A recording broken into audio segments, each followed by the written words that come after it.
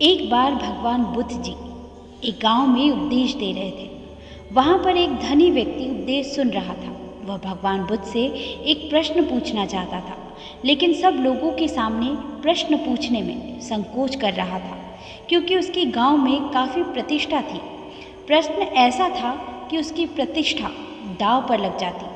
उपदेश खत्म होने के बाद जब सब लोग चले गए, तब उसने बुद्ध के सामने हाथ जोड़कर प्रश्न पूछा कि प्रभु, मेरे पास सब कुछ है, धन दौलत प्रतिष्ठा, किसी भी चीज़ की कोई कमी नहीं है, लेकिन मैं खुश नहीं हूँ। खुश रहने का राज क्या है? मैं जानना चाहता हूँ कि हमेशा खुश कैसे रहना चाहिए।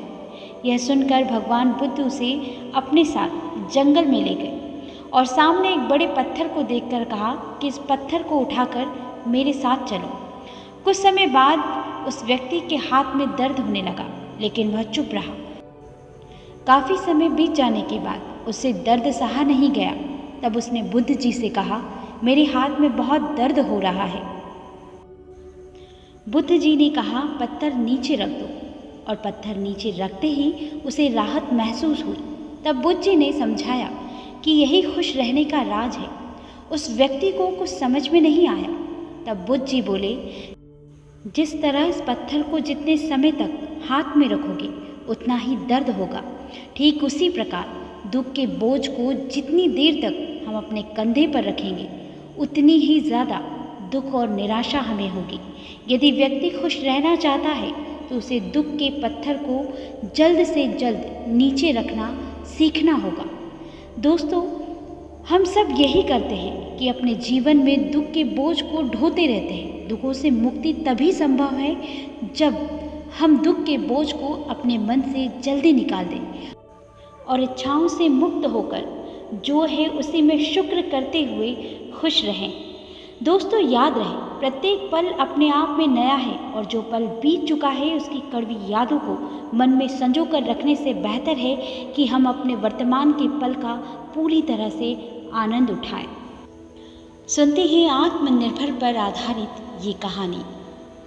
राजा अक्सर अपनी प्रजा का हाल चाल जानने के लिए वेश बदलकर जाया करते थे।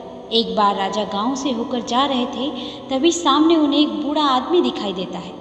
राजा उसके पास जाकर कहते हैं, तुम इतने बूढ़े होकर इन लकड़ियों का बोझ क्यों उठा रहे हो?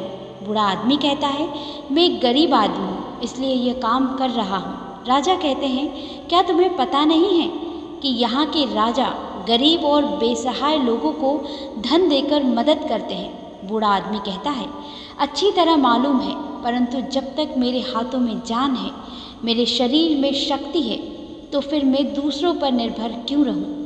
राजा यह सुनकर बहुत खुश हो जाते हैं और कहते हैं, काश तुम्हारी तरह और भी लोग होते, तो राजा की आधी चिंता दूर हो जाती, जिससे हमारा राज्य निश्चित ही तरक्की करता। आत्मनिर्भर होना व्यक्ति का सबसे बड़ा गुण है। आत्मनिर्भर व्यक्ति बिना डरे जीता है। ऐसा व्यक्ति दूसरों की मदद लेने के बजाय दूसरों की मदद करता है। कहानियाँ सुनने के लिए आप सभी का दिल से धन्यवाद। ईश्वर आप सभी को स्वस्थ रखे।